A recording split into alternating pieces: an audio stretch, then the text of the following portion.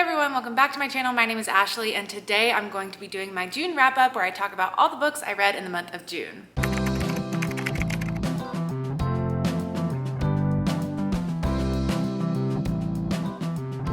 You may be noticing I'm in a new location, and that is because I finally completed my huge move. I was moving from Pennsylvania down to Florida. It was a very long process, a very complicated process, a very exhausting process, but I made it and I am here. We got all unpacked over the past couple of days. There's a couple more things, ins and outs that I need to do. One of those being setting up my bookshelves, so that's why I'm filming in kind of like my living room area and not in front of books or a bookish space. I'm going to be setting up my bookshelves next. So the next video you'll be seeing will be my bookshelf organization video, which I am super excited to make because I just want to get them set up and I'm super excited to be able to share those with you guys. So that should be coming very, very soon. For now, we're in this nice, open, airy, bright space that I am so obsessed with. I love it so much. I'm so happy with this house that we got. It has just been absolutely perfect. And it is just so nice to finally be here and get settled and start getting comfortable. And thank you to everyone who has sent me kind messages on Instagram as I've been posting throughout the process, wishing me safe travels and good luck with the move. I really appreciated all the kind wishes. And it's just really nice to get back in front of the camera to sit and talk with you guys again because it's been a while. I pre-filmed some content for a couple of weeks during the move and I've just felt a little bit disconnected recently. So I'm very excited to be back, very excited to be filming again, and there should be plenty more coming because it's so nice and quiet here and I have so much space. So filming is gonna be a breeze. For today, I don't have all of my books with me because I haven't unpacked them yet. So I'm not going to be holding books up, unfortunately, but I will be able to show them on the screen. I'm just gonna be working off of my reading spreadsheet that I keep to go back through all the books that I read in June. June was also just a crazy month because I was packing, getting ready for the move. I was staying at my mom's house for a week or two. There was a lot going on. I did read a lot. I did end up reading 15 books and I had one DNF, so I did get a ton of reading done, but there's been so much going on. Like I'm looking back at this, I remember I was at a wedding one weekend when I was reading some of these books, so I may not fully remember all of them. It may not be the best wrap up I've ever done, but we're gonna get it done. We're gonna just talk about the books candidly from what I remember of them, from my experiences with them, and I'm just gonna go in the order that I read them throughout the month. So the first book we have to talk about, and let me scoot over a little bit so I can show it to you, is A Certain Hunger by Chelsea G. Summers. This was my one and only DNF of the month, and it was the first book that I picked up in the month of June, and it just was not working for me. I feel like this is a book that you need to like be in the bathtub with a glass of red wine and some candles for, and you've got to be ready to really settle into it. It's very wordy. It is just really dense. It's very claustrophobic. And June, I needed fast-paced, light books. I needed cheesy thrillers. I needed heartfelt romances, just anything that was really quick that I could fly through. That was not it for me. It is a shorter book, but it's just so dense that I couldn't do it. It's about this woman who is a food critic slash cannibal, question mark. I don't know. I just wasn't really following it. It was too dense. I wasn't ready to sit down and focus on it. So I don't even remember where I DNF'd. Definitely before the halfway point. Will I ever be picking it back up? I'm not sure. Some of my friends really love this book. It's like their favorite book of the year. So I'm definitely still interested in it, but I feel like if I didn't like it at the first go, I don't know if I'm gonna have a better experience the next time, but I may give it one more chance before I decide to unhaul it. But in June, it just did not work for me. So that was my one DNF. Next up, I read Notes on an Execution by Danya Kukafka. This I picked up because Gabby from Gabby Reads was really enjoying it. Katie from Katie Colson was really enjoying it. People all over Bookstagram were really enjoying it. I was seeing so many good reviews of it. It was said to be more of like this literary thriller, what I typically call like a literary thriller. Maybe not even thriller is the right word, like a literary suspense, literary mystery, just like a slow story that has darker elements in it, but it's definitely more of a literary fiction than anything else. In the story, there is this serial killer who is being put on death row, but you're not really following him much in the story. You get very small glimpses from his perspective. What you're really following in the story is 3 different women from his life, and you're following their stories at different points in time, and it's like seeing how the victims of these serial killers that we glorify are impacted by these people. I don't mean victims by like people who are necessarily killed, but like other people in their life, how they're impacted. So not glorifying like the Charles Mansons and recreating it 15 times with every single actor in Hollywood that we can get to play Charles Manson, but really taking a look at the people who are affected by those people. And it's a more slow burn. It's really a character study. It's also a bit about what it is to be evil and commentary on death row. I ended up giving this one a 3-star rating. I listened to this entire thing on audiobook. I thought the audiobook was very good, but overall the story just didn't do a whole lot for me. I didn't feel like it really provoked my mind a ton into questioning things or thinking about it. I don't know, I just didn't have that experience with the book the whole time. I just really didn't like the serial killer and was ready for him to, so I didn't get that really in-depth, thoughtful experience with this book as much. I do think the characters were really well built out. I think it was a very great character study for the different women that it follows. There's a couple like little surprises throughout the story as well, which are nice, but overall I just thought it was a fine or good book. 3 stars, still a good rating for me, but it wasn't a book that necessarily had a personal impact on me in any way. I just didn't really connect to it a ton. So that one just ended up being a 3-star. Next up, I read Confessions by Kanae Minato. I read this one for the Literally Dead Book Club, which is a book club that is hosted by Kayla from Books and Lala, and I absolutely love this book. This was a solid 5-star for me. This one I would say is a revenge story. It is psychological, there is suspense, there is drama, there are surprises. It is not a fast-paced thriller by any means. It is slow burn. It is definitely more wordy, but the surprises that you get in this story will like have your jaw on the floor. At the end of the first chapter, I was absolutely hooked into this story. So what the story is about is you're following this school teacher who is talking to the kids that she teaches, which I think were middle school aged. So somewhere around like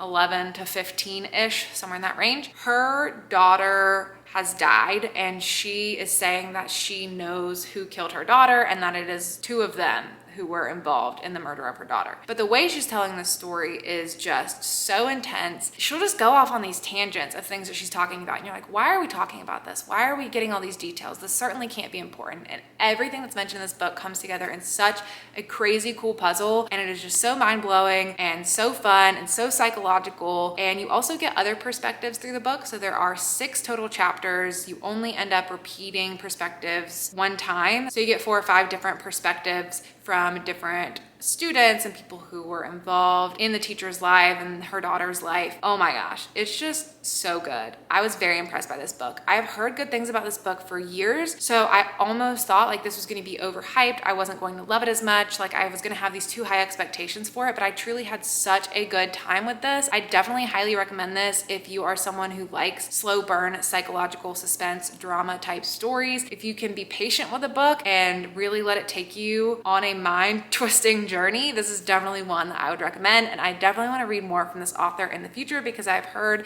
that their other stuff is also pretty good. Next up, I read the new Janelle Brown book, which is I'll Be You. This is another cult story. There are so many of these that are coming out this year that are about 2 sisters and one of them ends up in a cult and the other one tries to get her out. I've read that a million times. I've never really liked it when I've read it before. This one I actually ended up really enjoying, and I gave this one a 4-star rating. I think I just love Janelle Brown. I think I'm just gonna like anything Janelle Brown writes because this story I've read many, many times. I've never really liked it, and then she writes it and I'm like, yeah, that was great. I just love the way she writes her characters. They just really come to life on the page for me. I really get pulled into the story. I just think she's such a great writer, and I've never been disappointed by one of her books. So I'm definitely gonna keep picking up her stuff. But again, this is like a type of story that is more literary. It is slow burn, more suspense. It's not a fast-paced thriller. It's not like an airplane thriller, although I did read this on an airplane, but it is more slow-paced, kind of like Leanne Moriarty style writing. I think is like one of the closer comparisons that I can think of, which is not always my favorite, but I started reading Janelle Brown's books when I was like 15. And so I've just always been hooked on her stuff. I've just always really liked her writing, and this one was another good hit for me. I don't know if other people would really enjoy it as much as I did because again, like the story has been done before. It didn't really do anything super unique or special with the story. I think I just really like Janelle Brown's writing, but I don't know, maybe if you tried to pick up a book about sisters and one of them being in a cult before and you didn't like it, maybe this one is worth giving a try. But again, I think I just have like a special appreciation for her writing. It wasn't necessarily like this cool new crazy concept that you've never heard before. Next up, I read How High We Go in the Dark by Sequoia Nagamatsu. This is a very interesting speculative book. It's got sci-fi elements. It kind of feels like a anthology of short stories when you're reading it, because every chapter is different, a different story, but it's all in the same universe. And then there are some nods back to earlier chapters as you go throughout the book. So it is all connected. I think it's technically called a novel and not short story collection, but it does definitely feel more like a short story collection while you're reading it. This one I have interesting feelings about. I'm kind of having trouble remembering a lot of the later stories, because when I read the first chapter, I was like, oh my gosh, this is amazing. That was a 5-star chapter. I read the second chapter and I was like, oh my gosh, this was also amazing. That was a 5-star chapter. And then throughout the rest of the book, everything from that point on was like a 2 or a 3-star chapter. From there, it really hooked me in the beginning. And then after that, it just felt kind of repetitive. And I didn't feel like I was getting anything super new and interesting throughout the rest of the book. I don't know what I wish would have been different. I really don't remember much about the later half of the book because it has just been a while. Like, a lot has happened since I read this book. I remember I was reading this one while I was going to a wedding. So there was like a lot happening in my life when I was reading this too. And it's hard to even be able to remember how to describe it as just like pitching the book to you. Like, it is a speculative book. There's sci-fi elements, there's environmental elements. It kind of feels like Station 11 by Emily St. John Mandel. That's one of the closer comparisons that I have to it, but it was just like an interesting, weird experience in my mind. So I ended up giving it a 3-star rating overall because it pretty much averaged to be 3 stars throughout the whole time for me, but I ended up not loving it. And I really wish what I got in those first 2 chapters would have been able to be the whole experience for me, because those first 2 chapters were very, very good. Cooper has now decided to join me, so he will be back here for a little bit probably. But next up, I finished, that was dramatic. Next up, I finished the Heartstopper books. So I read volumes 3 and 4, and I, of course, loved both of them. I don't remember exactly what I rated them. Let me see. Oh, I give them both 5 stars. Perfect. That's what I thought. Absolutely love them. Absolutely obsessed. How could you not be? They're amazing. They're wonderful. If you still haven't read them, like I waited so long to do, just do it. You will not regret it. These books, if you do not know, are a graphic novel series written by Alice Oseman. There are currently 4 volumes. A 5th volume is coming out sometime in the foreseeable future. And these stories follow these 2 boys in grammar school, one who knows he is gay and one who is living his life thinking he's straight, but then he meets this other boy and he starts to have some gay panic, some gay confusion, some feelings come around, and they do end up falling in love. And it is very, very cute and a very good time. And there is now an adaptation that is a series on Netflix. The first season just came out in, I think, like April or May, and they just said that they're going to do 2 more seasons at least. So super excited. I love those so much. I have never heard anyone not love these. They are just wholesome and amazing and sweet and wonderful and perfect, and I'm very glad that I completed them, but I'm sure I'm going to be rereading them many more times in my life because they are just so wholesome and so sweet and exactly what I needed in June. Next up, on a very different note, I read a book that I absolutely hated, and that was Where the Crawdads Sing by Delia Owens. I did end up doing an entire reading vlog dedicated to this book. The thumbnail alone lets you know how I felt about it. This was a 1-star book for me. I did not enjoy this. I went in thinking this was some kind of court case, drama, thriller elements, dark stuff, marsh girl, swamp girl, someone died, who did it, what's the murder mystery being solved. That's not what it is. So yeah, not at all. It's a just very slow historical fiction book about a girl surviving on her own and then being accused of something, and that is like a very small element of the end of the book. Mostly just following her growing up on her own in the swamp. She's abandoned by her family. She meets a couple boys. She falls in love. She has heartbreak. She learns to read. She's just like learning how to be a woman, but really in difficult circumstances, and that's the whole book. I didn't like it.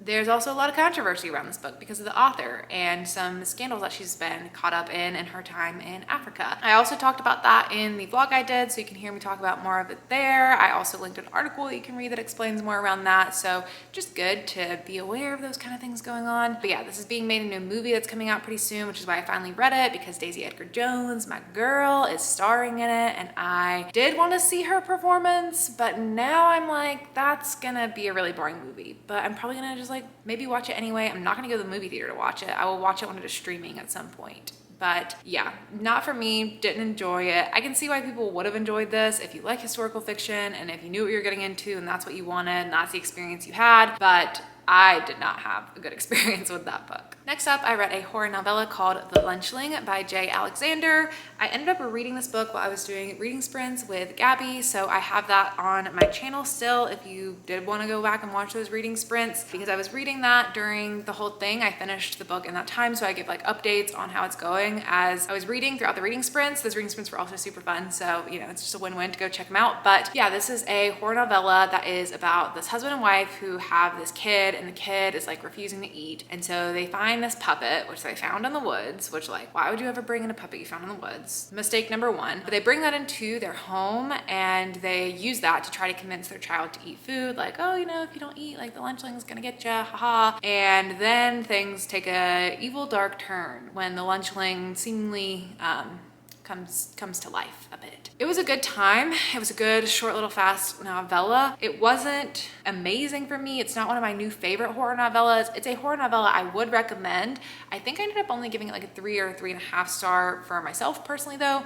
But if you're getting into horror novellas, if you're looking for a quick novella to pick up for a readathon or something, this is definitely a good one, a good fun time to pick up. And the author also said that they might be doing a continued series off of this book, which I think would be pretty cool. And I also want to check out some other stuff from the author because it looks like they've got a couple different things out, and I was definitely interested enough to pick something else up from them. So I do recommend it, but it just wasn't a new favorite of mine. Next up, I read Sometime in Summer by Katrina Leno. The publisher kindly sent me an arc of this, so I got to read it early. It came out on June 26th, and I absolutely loved this. I did end up giving it a 4 star. It wasn't a 5 star quite for me. This is a younger, young adult, middle grade-ish age story. The girl that we're following in the story is 13, and she just turned 14 when the book begins. So it is a bit of a younger story, but Katrina Leno just has some magic in her.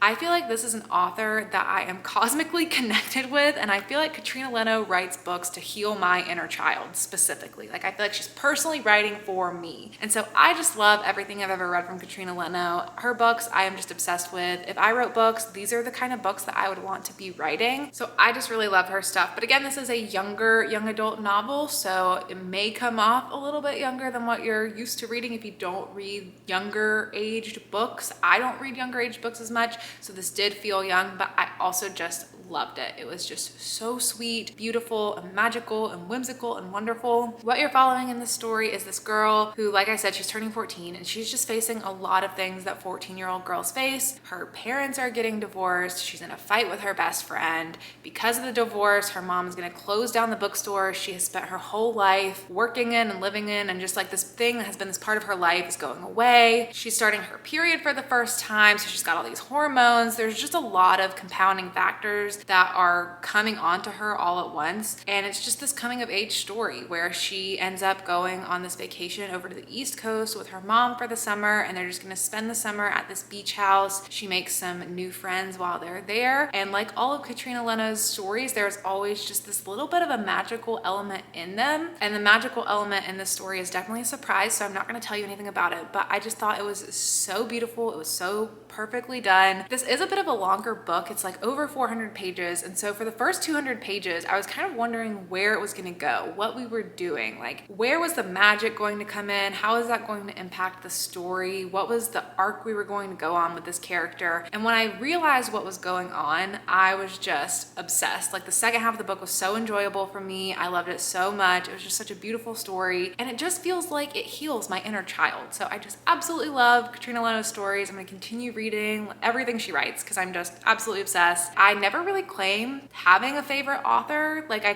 can't ever answer when someone asks me one of my favorite authors, but this book decided for me that Katrina Leno is for sure one of my favorite authors of all time. I just absolutely love her books. So if you like that kind of whimsical, contemporary, magical, healing your inner child type stories, this is definitely one that I would highly recommend picking up. Next up, I read a couple queer horror books that I read all together for a reading vlog that I did, and so those were Just Like Home by Sarah Gailey, Primal Animals by Julia Lynn Rubin, and We Can Never Leave This Place by Eric LaRocca. So I do have a reading vlog, and it's all chaptered off for each of those books, so you can go check that out if you want to hear my full extended thoughts on those books and my experience with them. But I'll give you a brief little glimpse here, starting with Just Like Home by Sarah Gailey. So I think I ended up giving this book either a 3.5 or a 4-star rating. I can't remember exactly where I landed with it, but this is a horror story that is about this woman who is returning to her childhood home to take care of her dying mother. They have a very strange relationship. The dynamic between them is very tense and very interesting to read about. And there's a lot of dark history in their house because her dad,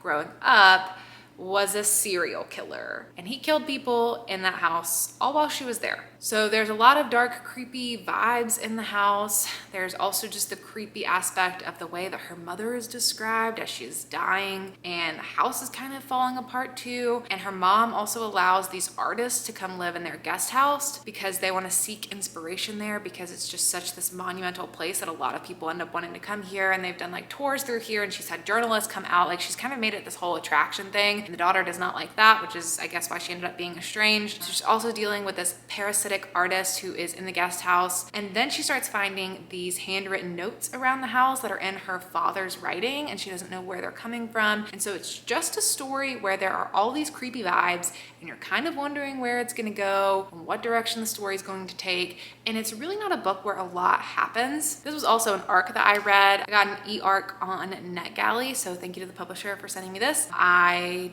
don't know off the top of my head when this one comes out, but I think it's like mid-July. I'll put the date up on the screen for reference of that as well. So I don't want to say like too much about it because it's not even out yet, and I don't want to spoil anything for anyone. But overall, it's like not a book where a lot happens. It's just a book where you're there for the vibes. So if you like the vibes, you're gonna have a good time with it. I had a good time with it. It had really good creepy haunted house vibes. There were definitely parts where I was getting creeped out, where I was afraid to be reading it with the lights off. I was afraid to go to sleep. I actually had nightmares one night after reading it. Like, it just is written very well, but the end was a little bit unsatisfying for me, just as like a whole story, the way it all comes together, because not a lot ultimately happens, and those aren't always my favorite types of books. So I had a good experience with this one. I just didn't have a great, amazing experience with it, but I do recommend it. I do think a lot of people who like atmospheric haunted house books are going to appreciate the vibes of this one, but just don't go in expecting like twists and surprises and a lot of crazy fast-paced things going on, because it's definitely not a story like that. Next in that vlog, I read Primal Animals by Julia Lynn Rubin. This was also an ARC that the publisher sent to me, so thank you again to them. And this was said to be the Female of the Species meets Midsommar. I haven't read Female of the Species, but I have seen Midsommar, and I could kind of take what it was going to be, like what type of story it was going to be from that and the description. You're following this girl who is going away to this summer camp that her mom always used to go to growing up, and she's finally going to get to go herself. And it's kind of like Catherine House vibes. If you've read Catherine House, which is this private academy where you go and it like helps set you up for life, because you're going to get a great education, you'll get to go to a great college, you'll get a great job. That's kind of what this camp is like too, and there's also weird vibes going on at this camp. And so it really reminded me a lot of Catherine House. Also similar to Catherine House, I also gave this one 1 star. I did not like it. I did not have a good time with this one. Just like nothing about it worked for me. The writing, the characters, the plot, none of it really just came together in a way that I really liked. The direction this one takes is just so strange. And then the way it all wraps up in the end, also so strange. I didn't know if I was like being harsh on it, and maybe there were things that other people really enjoyed about it, but looking at other Goodreads reviews, they also weren't super great. There was a lot of like 2 stars as well, and people seem to have a lot of similar complaints to me. So yeah, this is not one that I really loved. Maybe it's got an audience out there. Maybe some people will like it, but I just did not have the best time with this one. And then finally in that vlog, I also read We Can Never Leave This Place by Eric LaRocca, which he kindly reached out to me on Instagram and sent me this copy too. So all of these were actually ARCs. I don't think I realized that when I did the video, but this is a new horror novella from the author of Things Have Gotten Worse Since We Last Spoke and You've Lost a Lot of Blood, both horror novellas that I have really loved and enjoyed in the past. This one is like a dark, grotesque fantasy story where you are following this girl who is living with her pregnant mother, and her mother invites someone to come live in the house with them, and then things get dark and creepy. Not much more I can say than that because it's a short book and don't want to give anything away, but this was very unique, very strange, very creepy, very much burned a hole in my brain where I can just like remember the way I felt reading that book. It was just so weird. It kind of felt similar to the creepy vibes of Just Like Home too. I feel like that was a good pairing to read those around the same time. I think I ended up giving this one also somewhere between a 3 to a 4. I can't remember the exact rating that I landed on for it, but it wasn't my favorite from this author, but I did still really enjoy it. I do still recommend it, especially if you like the sort of fantasy, weird, kind of like fever dream type elements, because this book definitely felt like a fever dream. And by the end, I kind of had no idea what I read, which is also kind of fun. So definitely one that I recommend. Next up, I have an audiobook that I listened to on one of my very long drives of the month, and that was The Perfect Child by Lucinda Berry. This book came highly recommended to me from a lot of my friends. A lot of people I know have really enjoyed this one, so I was excited to check it out. This was also my first Lucinda Berry, so I was excited to see what she's all about. This book is not a book that I would describe as a thriller. I don't know if other people would say it's a thriller, but I don't personally think this was a thriller. This feels more like a psychological suspense drama type story to me. In this one, you're following this couple. They both work at the hospital. They wanted to have kids for a while. It hasn't been happening for them. And then this child ends up coming into the hospital to get cared for, who has clearly been very badly abused. And the husband ends up forming a connection with her as he's taking care of her. And then they get the chance to foster her and adopt her and bring her into their family. The husband connects really well to her, but the wife does not. There are not good vibes there. And it's a little bit of like a, is this an evil child type story? I ended up giving this book a 3-star. I didn't love it. I did like it. I thought it was really good writing. I thought the characters were developed really well, but the whole time I was kind of waiting to see what was going to happen, which is nice because it builds up suspense really well. But honestly, at this point, I've kind of forgotten the ending. Like, I can't fully remember how it ends. So it clearly didn't leave that much of a mark on me. I didn't personally connect to it a ton. I thought the writing was really strong. I thought the characters were built really well. The suspense factor was great because I was definitely like still invested to figure out like what's gonna happen, what's gonna happen, what's gonna happen. But I do think I personally would have enjoyed this more if it was more of a thriller, if there was more big twists, and like if that was all building up to something a little bit more exciting. But I didn't have a bad time with it. I did think it was good. I do see why people like this writing, why they like this author. I do think I would pick something up from Lucinda Berry again in the future, potentially, but I do want something a little bit more twisty and exciting. I love this writing. I just wish it was a little more twisty and exciting. So I don't know, I'm gonna keep my eye out, maybe pick up something else in the future, but wasn't a new favorite for me. Next up, I read The House Across the Lake by Riley Sager. This book has been highly anticipated with a lot of nerves for a lot of people because, like myself, many other people did not really love Riley Sager's last book, Survive the Night. So we were very nervous to see how this next book was gonna go. Didn't go as bad as Survive the Night for me, but it didn't go good. This one I ended up giving a 2-star rating, and it's almost kind of like a worse experience than Survive the Night was for me, because the whole time in The House Across the Lake, I was just very bored. I was very bored. I did not like the main character. I was not really invested in the story. I kind of guessed the plot twist coming just based off of what people have been saying about it. So I'm going to keep what I say about it very limited because it did get kind of spoiled for me. There's more than one twist in this book, like there always is with Riley Sager things. So there were twists that did still surprise me, but like the big twist I caught on to pretty early just based on how the story was laid out, which was a little bit disappointing. And I kind of wish I would have been able to read it earlier before I heard all of that so I could get a more true sense of how I would have felt about that. But I just really don't have a lot of feelings about this book at all. I just didn't really love it. What the story is, if you're unfamiliar, it's basically a Rear Window retelling. So you're following this woman who's at this lake house. She sees something going on at the house across the lake that she probably shouldn't have seen, and then twisty thriller things happen from there. I'm so down for that concept. It's tropey, yes, but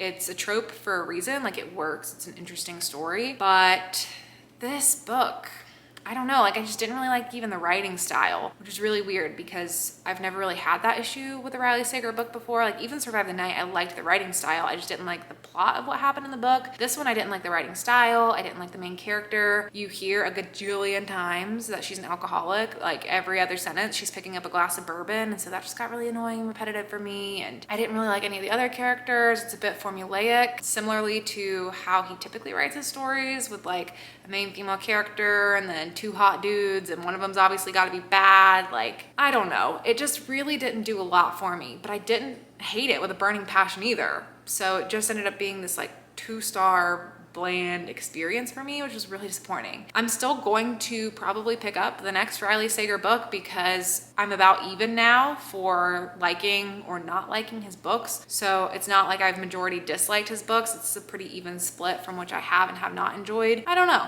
I just don't know. I wasn't really disappointed because I was expecting it to not be great based off of the last book and what I've heard people saying about this book. So I just have like no feelings, which is sometimes worse than having bad feelings because it's just boring.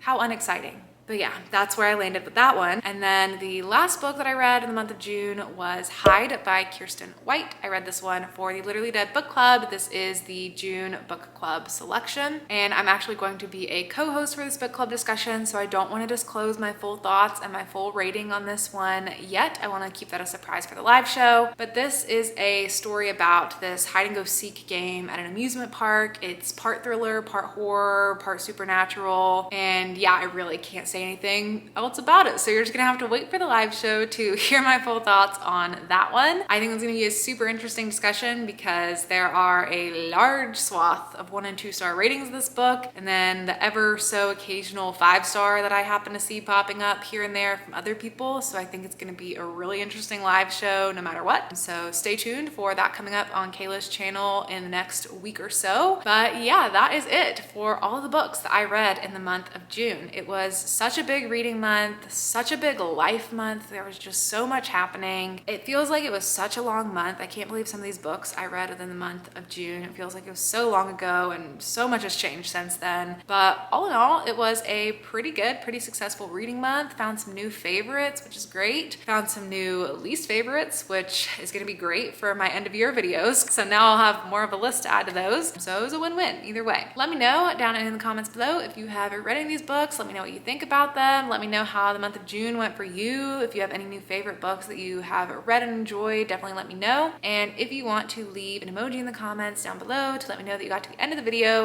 let's do a gator today since I am now in Florida. But that is it for me. Thank you so much for watching and I'll see you on my next video. Bye.